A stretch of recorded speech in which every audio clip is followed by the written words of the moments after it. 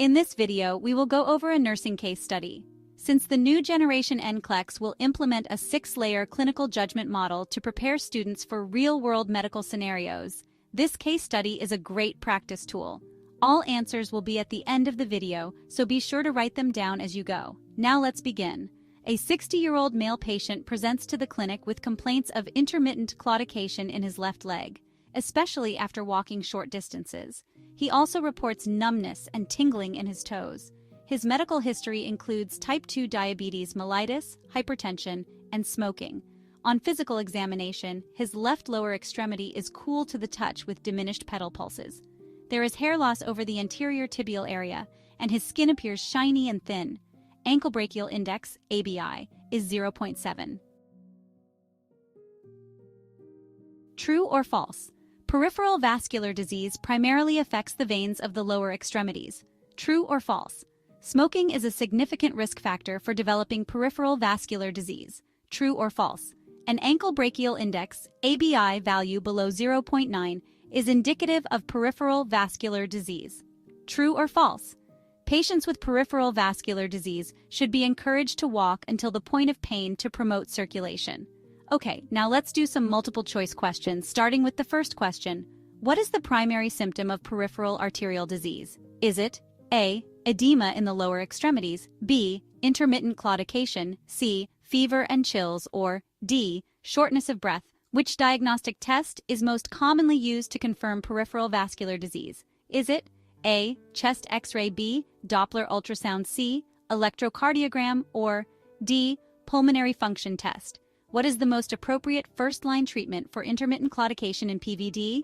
Is it A, anticoagulants, B, supervised exercise therapy, C, coronary artery bypass grafting, or D, amputation?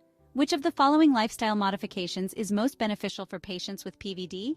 Is it A, avoiding physical activity, B, smoking cessation, C, high-fat diet, or D, increased salt intake? What is the primary goal of treatment in peripheral vascular disease? Is it A, cure the disease, B, relieve symptoms and prevent complications, C, increase blood pressure, or D, decrease cholesterol levels only? All right, now, let's do some short answer questions. Explain the pathophysiology of peripheral vascular disease. Identify 2 complications of peripheral vascular disease and explain their clinical significance. List 3 nursing interventions for a patient with PVD and provide rationales for each.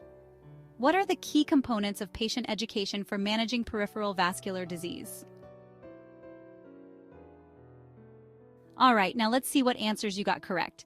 Let's go over the answers. True or false? Peripheral vascular disease primarily affects the veins of the lower extremities, and the answer for this question is false.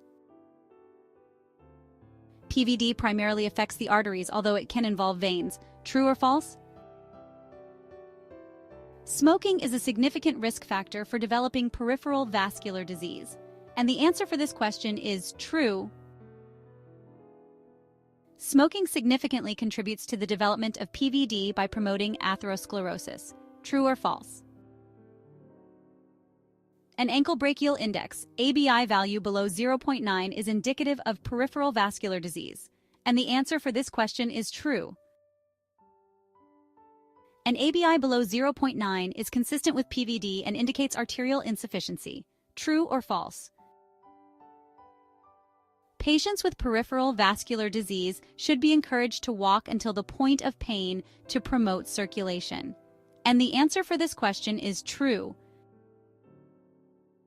Supervised walking to the point of mild pain can help improve collateral circulation. What is the primary symptom of peripheral arterial disease? Is it A, edema in the lower extremities, B, intermittent claudication, C, fever and chills, or D, shortness of breath? And the answer for this question is B, intermittent claudication.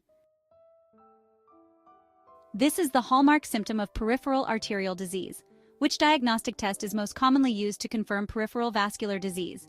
Is it A, chest X-ray, B, Doppler ultrasound, C, electrocardiogram, or D, pulmonary function test? And the answer for this question is B, Doppler ultrasound.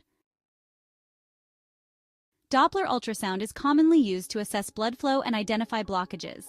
What is the most appropriate first-line treatment for intermittent claudication in PVD? Is it A. Anticoagulants, B. Supervised exercise therapy, C. Coronary artery bypass grafting, or D. Amputation? And the answer for this question is B. Supervised exercise therapy. Exercise therapy improves symptoms by enhancing circulation. Which of the following lifestyle modifications is most beneficial for patients with PVD? Is it A. Avoiding physical activity, B. Smoking cessation, C. High-fat diet, or D. Increased salt intake? And the answer for this question is B. Smoking cessation. Smoking cessation is critical to reduce the progression of PVD. What is the primary goal of treatment in peripheral vascular disease? Is it A. Cure the disease, B. Relieve symptoms and prevent complications, C. Increase blood pressure, or D. Decrease cholesterol levels only? And the answer for this question is B. Relieve symptoms and prevent complications. The primary goal is symptom management and complication prevention. Short answer questions. Explain the pathophysiology of peripheral vascular disease. Pathophysiology is that the peripheral vascular disease occurs due to atherosclerosis, where plaque builds up in the arterial walls, reducing blood flow to the extremities. This leads to ischemia and symptoms such as claudication and rest pain. Identify 2 complications of peripheral vascular disease and explain their clinical significance. The 2 complications are critical limb ischemia, which can lead to ulcers, gangrene, and potential limb loss, and cardiovascular events. Patients with PVD are at higher risk for myocardial infarction and stroke. List 3 nursing interventions for a patient with PVD and provide rationales for each.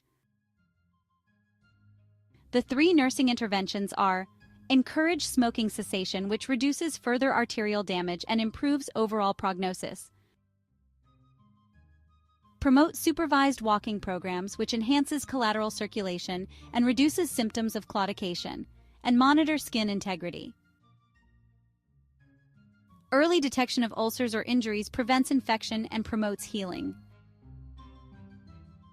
What are the key components of patient education for managing peripheral vascular disease? The main component of patient education is the following: smoking cessation, maintaining a low-fat diet, adhering to prescribed medications, engaging in regular supervised exercise, and monitoring for signs of infection or worsening symptoms. Alright, well, that ends this video. How did you do? Leave a comment saying which questions you got right or study tips for this topic. Well, see you in the next video.